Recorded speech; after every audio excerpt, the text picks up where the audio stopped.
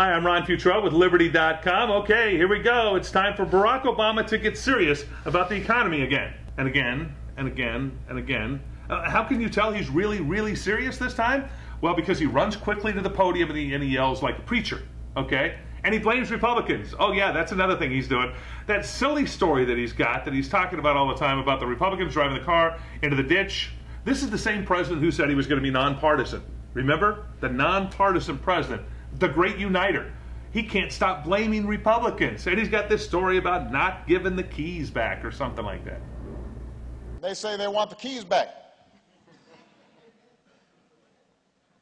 Well, you can't have the keys because you don't know how to drive. You don't know how to drive.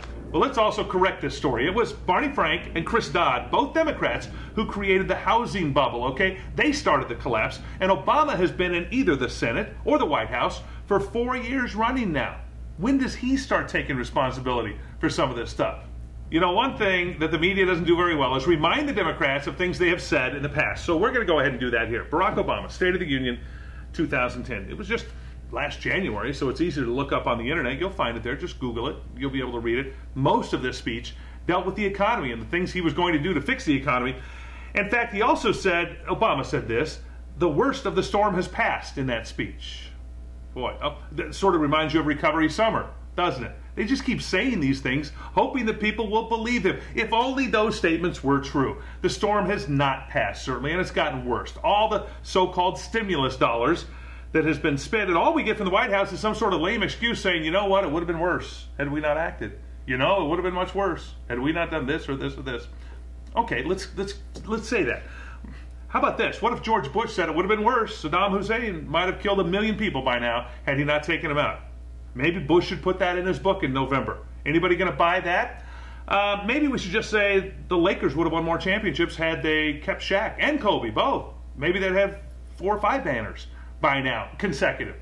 Of course, leave the speculation of the sports world. Keep it out of the real world that matters to people right now, certainly with the economy at the moment. So a point I've got to make here is how all this has started here. The federal government, mainly the Democrats, went to the banks and encouraged them to change the lending rules so that more people could afford houses, affordable housing. Remember that back then? That's how this economy went south. Banks were rewarded by giving loans guaranteed by the government. There you have your bubble. There you have your collapse. Democrats, it's important to note, Democrats had the keys to the car at the time, and they drove it into the ditch, not the Republicans. The story needs to be tweaked just a little bit, doesn't it? Now, it's important to note that the banks did not change these rules for adjustable rate mortgages and for 100% loans on homes. The government led the way on this. Now, remember, 2 rules here. When the government goes out and creates a false market for something, that market will eventually blow up, as we saw with the housing market. And the government cannot stimulate growth. All they can do is take money from the people to control them with their social plans, or the other option, like we're doing right now, is take money from the future, from our children, from our grandchildren. That's not stimulation, that's theft, is what that is. Finally, remember President Obama talked about his laser-like focus on jobs. Laser-like focus. Well, the promise of the so-called stimulus bill was to keep job loss under 8%. It's now almost 10%. Wow. I wonder sometimes, though, whether that laser was set on stun or kill. That's the way I see it. I'm Ron Futrell for Liberty.com.